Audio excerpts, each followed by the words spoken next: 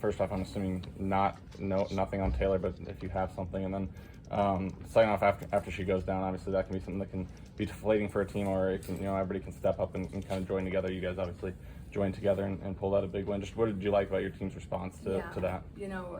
Taylor's going to have an MRI later, but anytime that situation happens, like it happens, you're probably hoping against hope in certain situations, and but we don't know for sure. So I have a strong faith that we're definitely going to be uplifting her, but I think it's a tough one. But it was a tough situation so early, and I think a team can handle that a lot of ways. You can kind of get ruffled, and Taylor McCabe has been an extreme great leader. She's one of our best defenders. Everybody gives her a lot of credit because she's a great shooter. The reason she continued to be such an instrumental part of us is because Taylor took a challenge when she was a sophomore, and I'm a post coach, but I met with her and I said, listen, you can be a defender. I've seen your footwork. You use this summer to get as fit as you can and as strong as you can, and become a defender. I said, you're gonna impact this team, and boy, did she do it. And she was a great leader. She helped bring Addie Deal along. Addie was a great young person. She was learning and growing and knew the lesson she was learning and continues to grow. So when that situation happened, the team just rallied, and we just gave it about 5 seconds. I said, listen, Taylor's probably not coming back in this game. This is why we've been deep. Addie's ready to go, and I called the play. And we just went on, and Addie, and I knew Addie would be ready to answer the call. I really did. She has been. So very, very grateful for all of that, and just really sick about Taylor's injury. Yeah, I guess, Jen, going back to last year, I think around this time you guys were nearing the end of your five-game losing streak, and then a year later you guys have knocked off 3 top 15 teams in a week span, I guess. How has this team, despite being so young, how have they learned to adapt, and how have they learned to win in different ways, especially with the freshman class being such a big part of it too? Yeah, I think that's just, every team kind of has an identity when you start working with them. And, we've just been so blessed all my years at Iowa. For the most part, just about every era has been a heck of a team. And the thing that I define a team by is their togetherness and how much that they can really be for someone while they're also a little disappointed for themselves. And that's really hard to do because everybody wants to play 40. Everybody wants to be like chit-chat hitting threes, right? But when you can get a group that both things can be true, you can be disappointed that you don't have a bigger role, but you're as loud as everybody else cheering for the kid that does. I think that's the hardest thing in coaching, and really taking a team and helping them form. And we really start with great young women. And so I think this particular group, those freshmen last year were pretty good, and they were pretty seasoned, right? And then we've added some kind of spicy pieces of the sophomores, and you have a senior, Hannah, that's really starting to really lean in and understand what she can do with her voice at times, but certainly with her skills. And then we've had a Kylie Feuerbach, who's just the rudder of this ship. And so it's like their experience mixed with this naivete, and we've created a couple breaks early in this season, and we've gotten a couple breaks. Last year, you don't get a couple breaks and you don't create them, right? And so I'm telling you, you coach long enough, it all, hopefully the good and the not so good, but hopefully more of the good happens. And I just think this group's resiliency and togetherness has really been the difference. Jan, when Taylor goes down, first off, kind of a dumb question, but it's your call, right? You're the one calling Addie Deal off the bench. Mm-hmm. Why did you feel she was ready in kind of an emotional spot for her? Yeah, just Addie's been ready, and she's had to weather so much because there's a lot of opinions, right, on when you're going to play and how we should do, and she just had to lock in, and be part of the process. And we've watched her, we've met, we've worked with her, we've seen the weaknesses early and tried to get them in more of a strength. And the game is bigger, faster, stronger, and she doesn't bat an eye. She's just ready. She's always ready.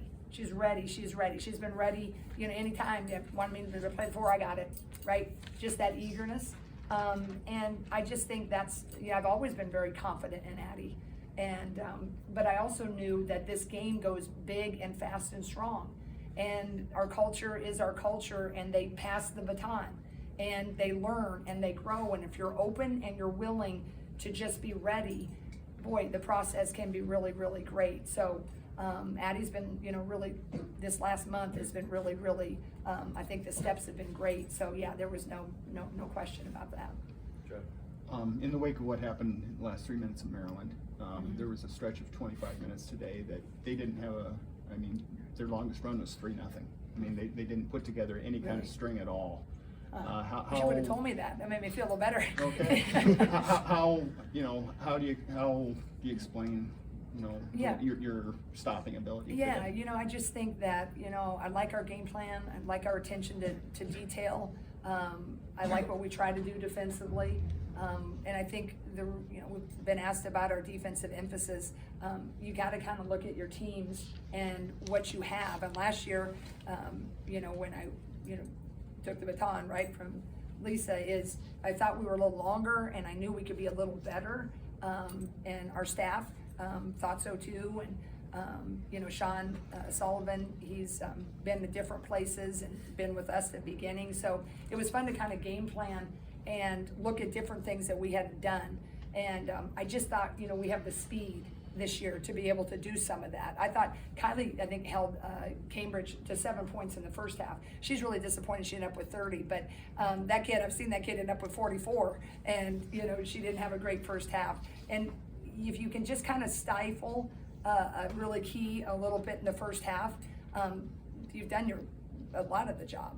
So I just feel confident in our defense. I think it's our defense that's won some of the things like at Maryland, and we've won at a Northwestern. You know, we can hold on to that when everything else is, you know, you're missing. So I'm really grateful with our attention to detail on the defense. Now we gave up too many transition buckets, and we overhelped. But overall, I think we did a pretty good job. You guys have had situations where somebody gets hurt and then somebody takes advantage of it. I think back to Molly and Sid a couple years ago. Yeah.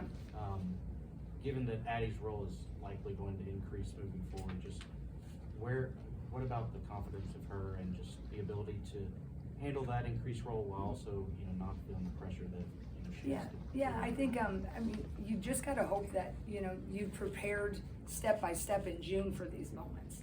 I mean, sadly, you know, what we do, injuries are a hazard of our job. You know, I grew up on a farm, and I remember with my dad, you know, like, bad weather is a hazard of a job, right? You can do everything right as a farmer. When the hailstorm comes, even if you have crop insurance, right, it just like, whew. And I equate that in what we do. It just is heartbreaking with the emotion that's in this with kids who get hurt. And I think back to Molly Davis. But Molly Davis, when she settles, she wants nothing more than Sid to take over and help the group that she was a part of.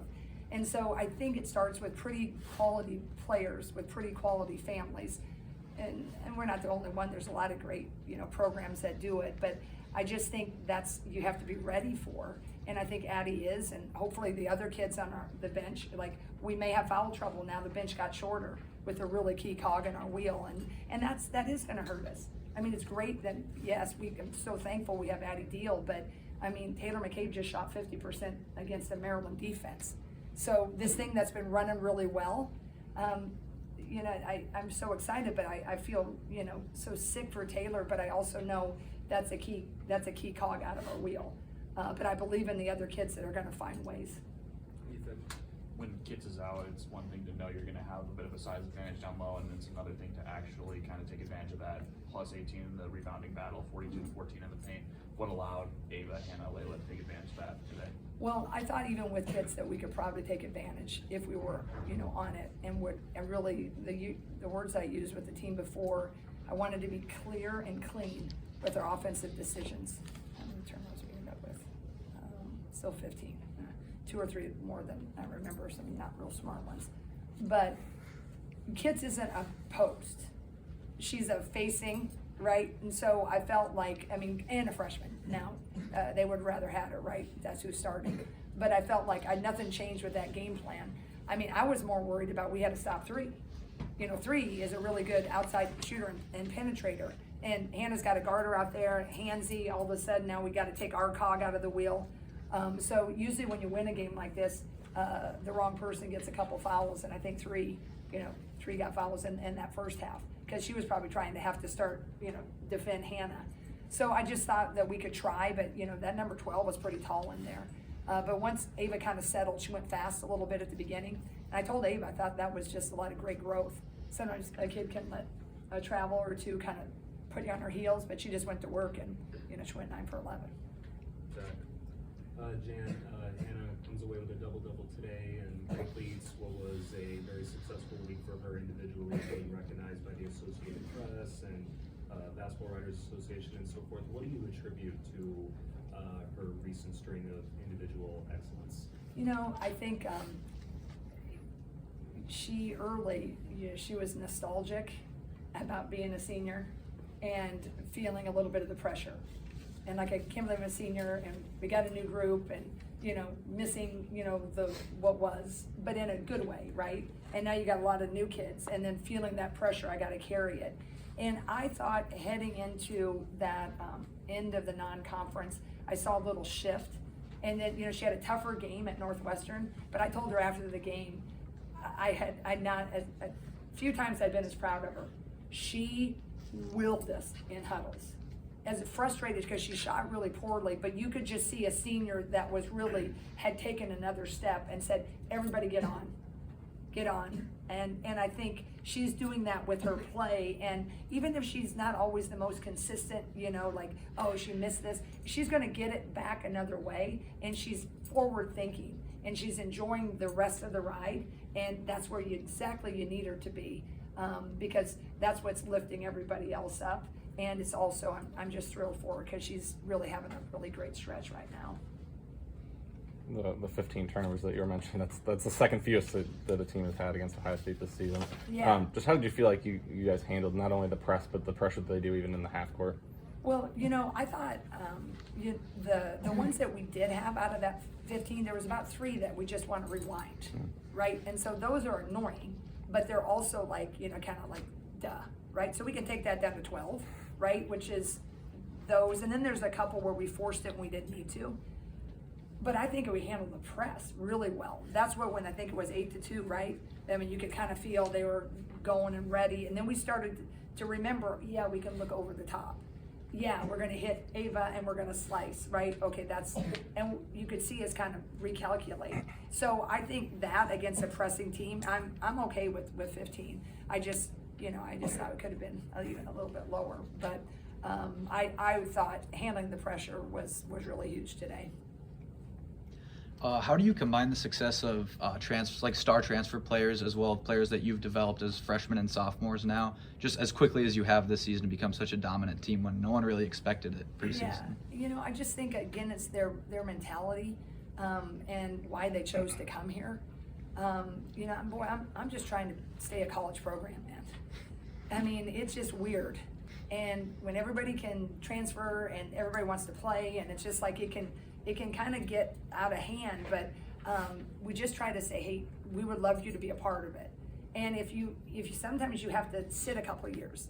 I mean, look at Kylie Feuerbach, Kate Martin, right, way back, Sid Alfalter, Taylor McCabe, right? They didn't play, and they could have and maybe gone somewhere else. But what you feel here is I think a pretty good sense of team.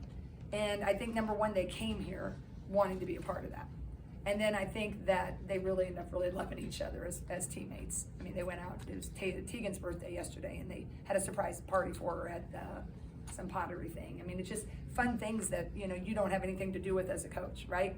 You just try to assemble this group and push them and challenge them and get them together. And then I think that closeness on the court, some teams are really good. They're not close off the court, and that's their formula. But for us, I think that they enjoyed being part of it on their visits here and saw something that they could identify with, and then we just try to develop the heck out of them.